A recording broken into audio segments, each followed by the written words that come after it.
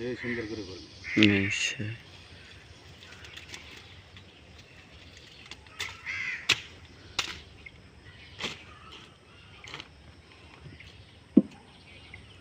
কি করব, পরিশ্রম তো করতেই হবে, এটাই পরিশ্রমের ধর্ম। যত পরিশ্রম করবে তত সুফল লাভ করবে। এই যে দল কাটি, কচুরিপানা কাটি, খুব কষ্টজনক কাজ।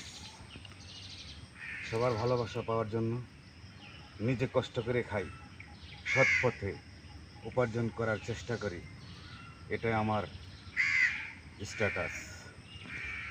ভালো থাকবেন সবাই। বন্ধ করবো না, চালবো।